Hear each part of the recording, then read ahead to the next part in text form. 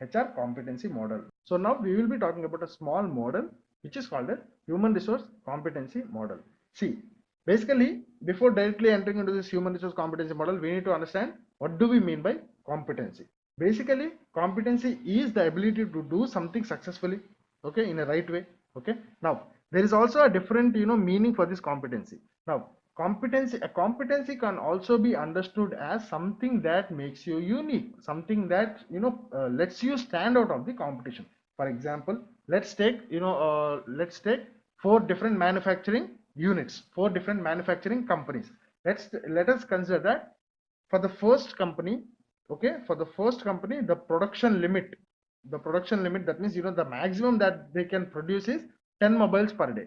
Second one also 10 mobiles per day. Third one also 10 mobiles per day. Fourth one has the capacity to produce 20 mobiles per day. Now this particular extra production limit, in certain cases can give an advantage to this particular fourth company, right? So that particular extra production capacity or extra production capability is making it stand out of the competitors, right? In this scenario also you can tell that the production limit or the production capacity is one of the competencies of this particular fourth company. So competency can also be viewed in that way. That means a competency is basically the ability to do something in a perfect way or in a correct way. Or in other scenarios, or in some other scenarios, competency can also be viewed as a quality that lets you stand out of the competition.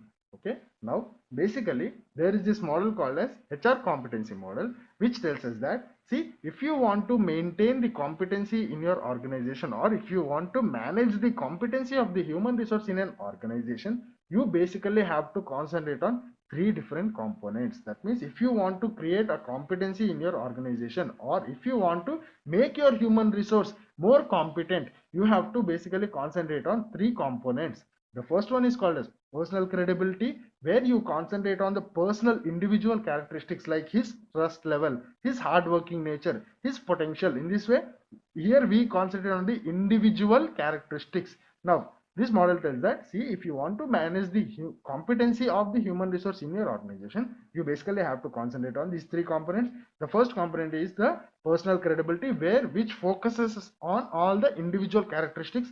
Next, the second component that you have to focus on in order to manage the human resource competency in an organization is HR mastery. That means his particular knowledge on this HR subject. That means, for example, if there is this particular person called as the legal compliance manager. Now if you want to manage his competency in the organization, you have to first of all look after his personal credibility. That means you have to first focus on his trust levels, his hard working, his potential. In this way, first you have to concentrate on his individual features. Next you have to concentrate on the second component, which is called as HR mastery. That means his HR knowledge. He's in legal compliance. That means you have to be strong in labor laws and all these things, compliance part and all these things. The third thing is business mastery. Business mastery is basically the knowledge about the entire business of your organization, how your organization functions, what are the different things that your organization performs, and all these things. So basically this is this model. Now see, HR competency model. Competency is the ability to do something successfully or efficiently. Okay, we also told that competency can also in some certain cases can also have a different meaning.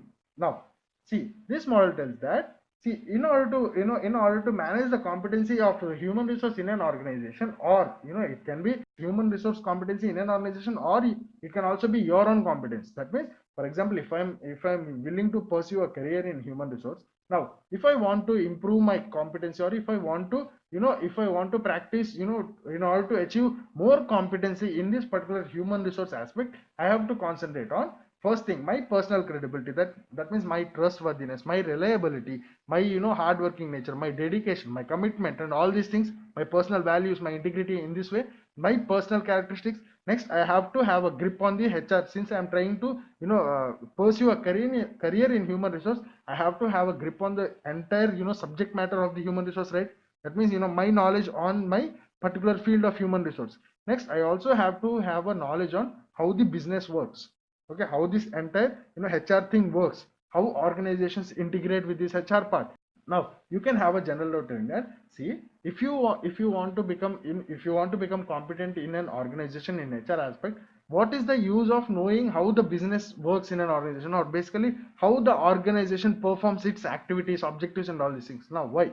See, if you know, if you're a legal manager and if you know everything about labor complaints or legal complaints and each and everything, and your personal credibility is also strong. Now, if you also know about the different things your organization is associated with, or different things that your organization performs, or basically if you also have a very good idea about how your organization performs, then you will be able to integrate your subject matter with your personal credibility in relating to the organization in a more efficient way. That is the reason why business mastery is also considered as an important concept in the process of maintaining the competency or managing the competency in the organization. So this model tells that if you want to manage the competency of the human resource in an organization, you have to basically concentrate on these three components. Okay, this is the model of competency, which is generally termed as HR competency model.